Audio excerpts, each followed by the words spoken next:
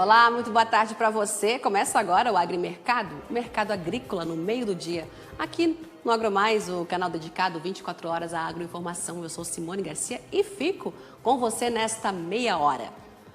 A Associação Nacional dos Exportadores de Cereais, a ANEC, elevou em 0,3% a estimativa para os embarques de soja em dezembro. Com o resultado positivo, as vendas para o exterior da oleaginosa já garantiram um novo recorde anual. A previsão passou de 2.768.000 toneladas previstas na semana passada para 2.777.000.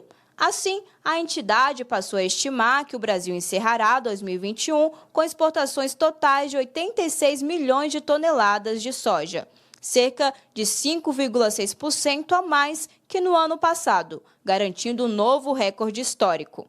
Para o milho, em contrapartida, a associação reduziu sua estimativa de exportação em 11,8% para 3.454.000 toneladas em dezembro. Em relação ao volume, a queda chega a 9,6%, ainda como um reflexo das quebras de safra deste ano por causa de problemas climáticos. Dessa forma, os embarques totais de milho passaram a ser estimados em 20 milhões de toneladas, uma queda de 40% na comparação com 2020. No caso do farelo de soja, a projeção para os embarques de dezembro foi ajustada em quase 5%, para 1.682.000 toneladas. Em 2021, como um todo, a ANEC estima embarques totais em 17 milhões de toneladas, alta de 1,2% frente ao volume do ano passado. As exportações brasileiras do agronegócio bateram recorde em 2021. O valor total atingiu mais de 102 bilhões de dólares até outubro. Para 2022, as perspectivas são positivas em relação aos negócios com os países árabes e asiáticos. Para Marcos Vinícius Pilon, gerente de inteligência de mercado da Câmara Árabe, o panorama das relações brasileiras com os países árabes é positivo por conta do aumento das exportações nos últimos anos. De 2019 para 2020, as exportações brasileiras do agronegócio elas aumentaram e, baseado nos dados de janeiro a outubro de 2021 versus o mesmo período de 2020, que também apresentaram aumento, a estimativa é que continue esse aumento para 2022 também no setor do agronegócio.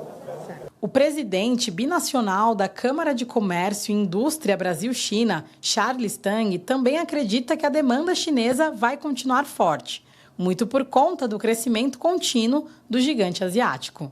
O Mundial continua afirmando que até 2028 o PIB chinês vai ultrapassar o PIB americano. Então, a boa notícia para o Brasil, a economia brasileira, que é tão dependente do setor agrícola, né? Que é a força que empurra a economia brasileira, que a China vai continuar sendo um grande cliente. A balança comercial brasileira registrou superávit neste mês de dezembro. Acompanhe os detalhes. De acordo com o levantamento divulgado pela Secretaria de Comércio Exterior do Ministério da Economia, na quarta semana de dezembro, a balança comercial brasileira, que é o saldo entre importações e exportações, registrou superávit que ultrapassou 1,100 bilhão de dólares, ou seja, fechou com saldo positivo. No acumulado do ano, a balança também teve superávit que passa de 60 bilhões de dólares. Ainda de acordo com o relatório, no mês de dezembro, a média diária de exportações teve crescimento acima de 31% em comparação com novembro, com destaque para a agropecuária, que teve alta de 51,5%. E olha só, mesmo com semeadura tardia, o clima favoreceu as lavouras de soja. A temporada 2020-2021 iniciou com o menor estoque dos últimos 7 anos, mas pela segunda estação consecutiva, a produção bateu recorde. Segundo o CPEA, mais da metade do que foi produzido já foi vendido antecipadamente. No meio de 2021, os valores sofreram queda pontual e voltaram logo a subir quando cresceu a necessidade de repor estoques de grãos da indústria brasileira. Os preços do etanol hidratado e o anidro atingiram recordes na temporada 2021-22. Levando em consideração a parcial de abril a novembro das últimas 23 safras, as médias de preços de 2021-22 na série histórica do CPEA são as maiores desde 2000. Dos meses de abril a novembro deste ano, o valor médio do anidro foi de R$ 3,55 o litro, enquanto do hidratado foi de R$ 3,15. Até o início de novembro, a produção do etanol anidro cresceu 14,8%, totalizando 10,39 bilhões de litros, enquanto a de hidratado caiu quase 20%, somando 15,45 bilhões de litros. Preocupação com o clima e com o avanço de casos de Covid, as principais commodities fecharam a terça-feira em queda nas bolsas internacionais. O Eduardo Barão traz os detalhes do fechamento das commodities. Olá, amigos e amigas do AgroMais. Num dia de baixas generalizadas entre as commodities agrícolas, os futuros da soja encerraram o segundo pregão da semana com perdas. Os principais vencimentos chegaram ao fim da terça-feira com quedas entre 3 e 4,5 pontos na Bolsa de Chicago. Com o clima da América do Sul ainda no radar do mercado, previsões de chuvas para regiões afetadas por longos períodos de seca também ajudaram na queda das cotações. Mas o cenário ainda é preocupante, com previsões indicando chuvas abaixo do necessário para as áreas produtoras, que enfrentam altas temperaturas e a continuidade das chuvas nas regiões que também têm sido afetadas por alagamentos, que deixaram milhares de pessoas desabrigadas no Brasil. Já os futuros do milho também encerraram a terça-feira com quedas entre 8,5 e 10,2 pontos na Bolsa de Chicago, seguindo quedas dos contratos do trigo. Previsões de chuvas em regiões produtoras da América do Sul também ajudaram nas baixas. Mas o clima na região ainda preocupa, já que projeções apontam para uma redução do potencial produtivo das lavouras.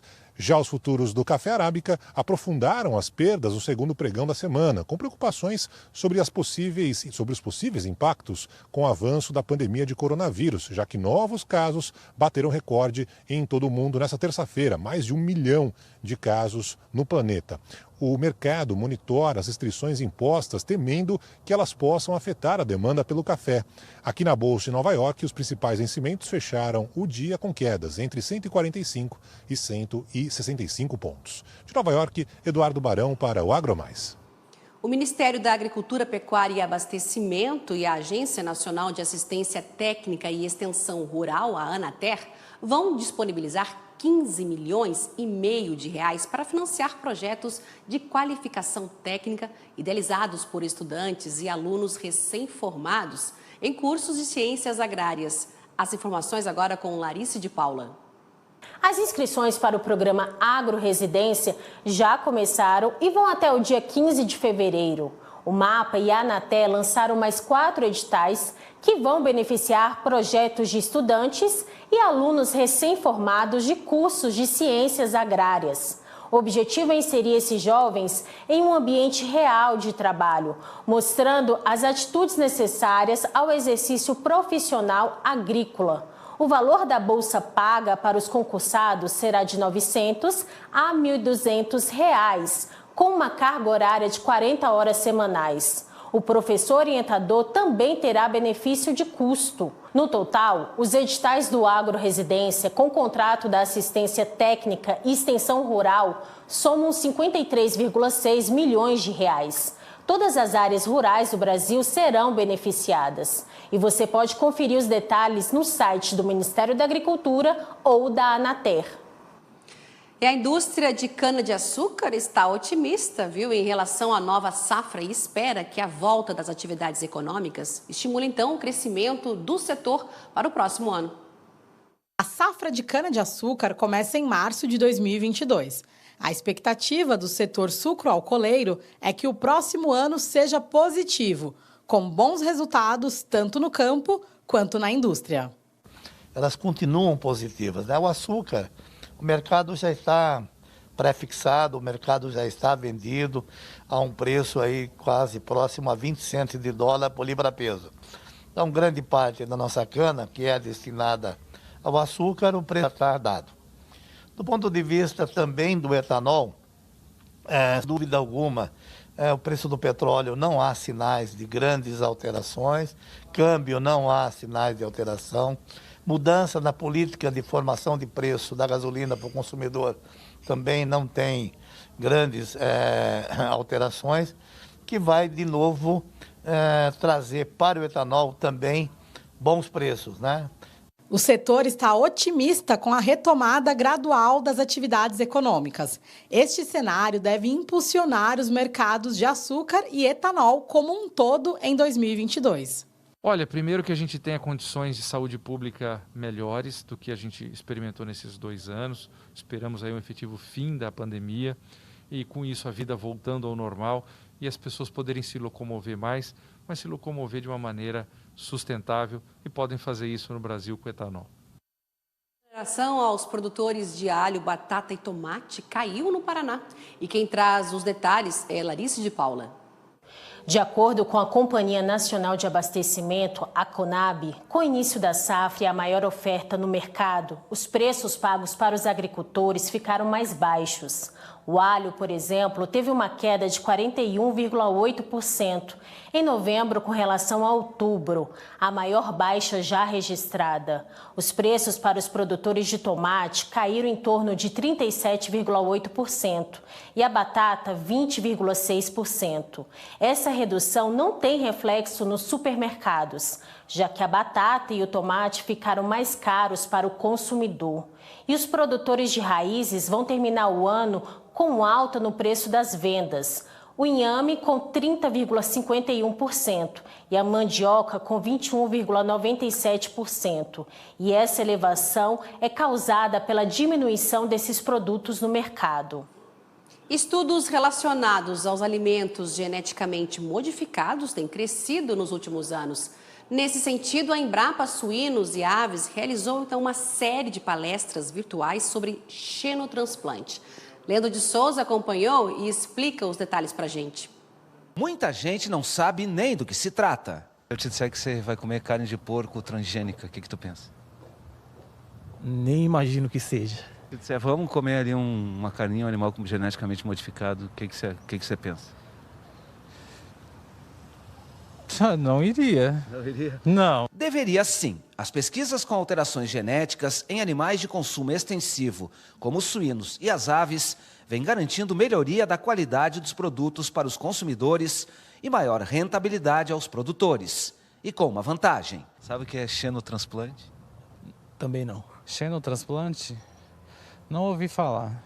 Xenotransplante é a técnica de retirada de um órgão ou tecido de uma espécie animal e implantado em outro. Esse foi o tema de debate da Comissão Interna de Biossegurança da Embrapa Suínos e Aves durante um ciclo de palestras sobre biossegurança laboratorial, geneticamente modificados e animais editados. A doutora Mariana Marques explicou que uma das linhas de pesquisa é a alteração genética de suínos para a produção de órgãos, já que eles são animais com alto percentual de similaridade genética com os seres humanos. O xenotransplante não seria um modelo de doença, mas vem nessa ideia da similaridade, né? Então, o xenotransplante é você conseguir tirar um órgão de uma espécie e transferir para outra. A gente sabe, né, o quão impactante é a parte de transplantes na saúde dos seres humanos, né, e quanto falta órgão para suprir esse sistema. Então, a ideia aqui é fazer suínos que tenham órgãos que sejam imunologicamente mais parecidos com o humano e que a gente consiga, então, transferir. E tem também o desenvolvimento de animais bioreatores, e aqui para as aves, né, gente, a gente tem o ovo ali, aquele monte de proteína, então o quanto isso pode impactar também, né, na saúde humana. A gente tem, por exemplo, aqui nos suínos produtores de eritropoetina, mas também a gente tem já algumas aves, né, que estão sendo desenvolvidas para produção de proteínas de interesse para humanos. Devido à importância econômica da suinocultura e da avicultura nacionais, os pesquisadores focaram os estudos nesses dois setores.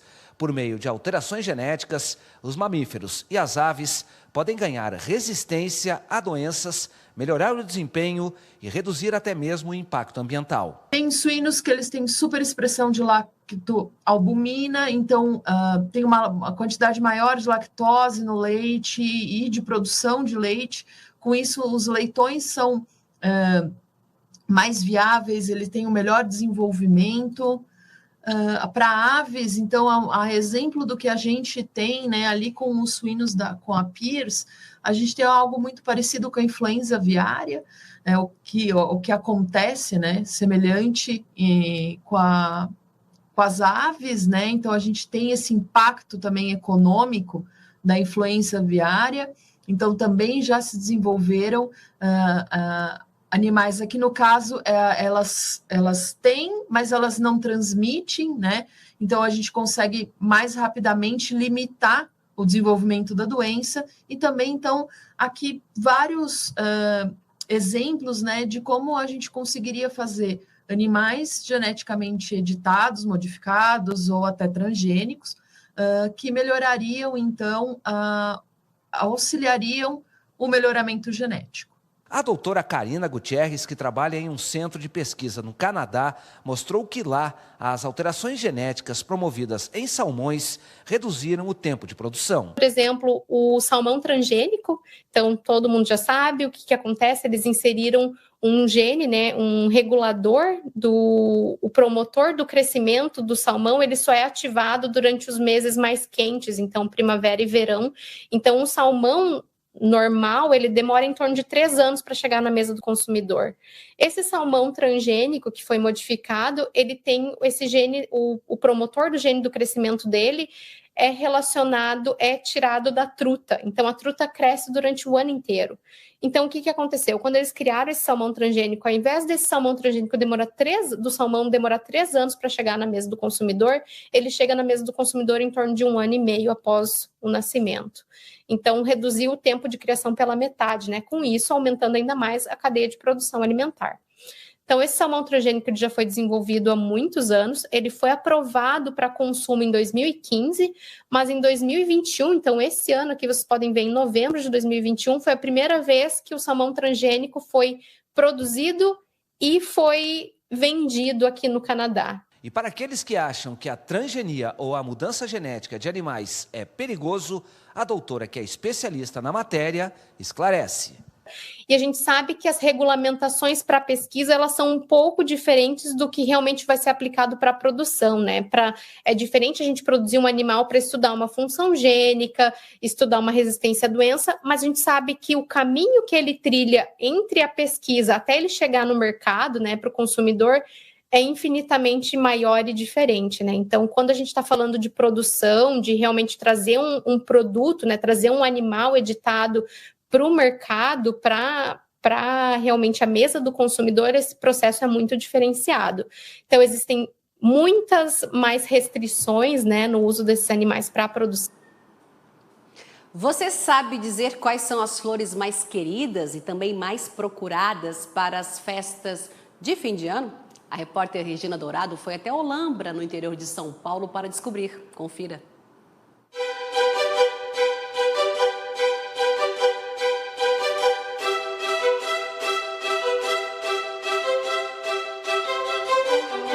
Assim que o feriado de finados chega ao fim, o setor foca 100% na demanda dos produtos para Natal e Ano Novo.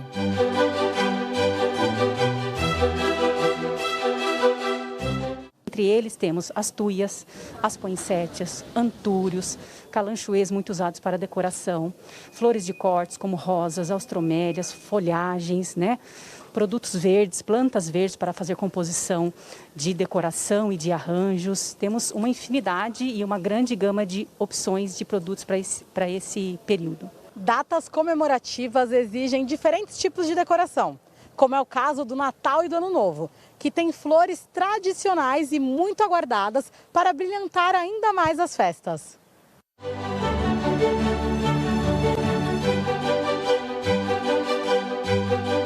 O seu Renê produz a poinsettia, que também é conhecida como bico de papagaio, mas ficou famosa mesmo como flor do Natal. Uma planta que é muito utilizada nas decorações e colocação nas mesas. Então, que está vendo aqui, tá? É um produto realmente para final do ano. Né? Fora tem a tuia, tá? Tem amarelos, tem um brownie vermelho, tem um clanche vermelho, tem antúrium, sabe? Esses produtos todos podem ser usados para o final do ano. Além, tem orquídeas também, o pessoal usa também no final do ano. Mas especifica a cor vermelho, que é a cor da Natal, né? E quando o Natal sai de cena, as festas de Réveillon chegam com tudo. E também com muitas flores e demandas para o setor. Para essa época podemos citar as cores branca, amarela, né, que são bastante procuradas depois do dia 20 de dezembro, para também fazer composição de decoração, né? Temos as orquídeas brancas, rosas, produtos amarelo, então são bastante procurados nesses últimos dias do ano para as festas de Ano Novo. E até mesmo quem não produz produtos específicos para as festas consegue se adaptar para atender essa demanda do mercado, como é o caso do Patrick. Mas desde as orquídeas, os antúrios, as violetas, todos os produtos a gente faz uma embalagem temática e a gente espera que o mercado se reaqueça agora para o final do ano, com a volta dos eventos em casa, as pessoas trazerem um pouco de cor, um pouco de planta, de verde na hora da celebração em família.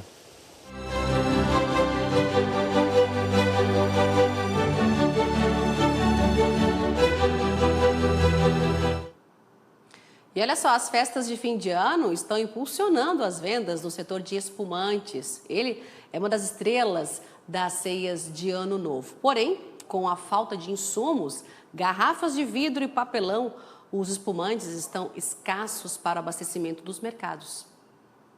Ele está presente nas celebrações e principalmente na virada de ano. Celebração, família, mais harmonia, amor. Né? Espumante representa tudo isso. O consumo de espumantes está crescendo no Brasil. No acumulado de janeiro a outubro deste ano, o mercado brasileiro comercializou 20 milhões de litros, contra 14 milhões no mesmo período de 2020, um aumento de 40%. O Rio Grande do Sul é o maior produtor do país e vendeu quase 16 milhões de litros da bebida, de acordo com o Instituto Brasileiro do Vinho. A estimativa é de que esse volume represente 90% do total nacional. Esse sommelier de uma rede de supermercados em Brasília conta que as vendas devem aumentar ainda mais nesta semana. A semana que se vende mais espumante, geralmente depois do dia 15, dia 20 de dezembro. Anteriormente vendíamos mais vinho, mas estou esperando os clientes, os movimentos na nossa loja aumentarem. Os produtores estão otimistas, mesmo considerando alguns fatores de dificuldade relacionados à escassez de insumos, como garrafas de vidros e papelão.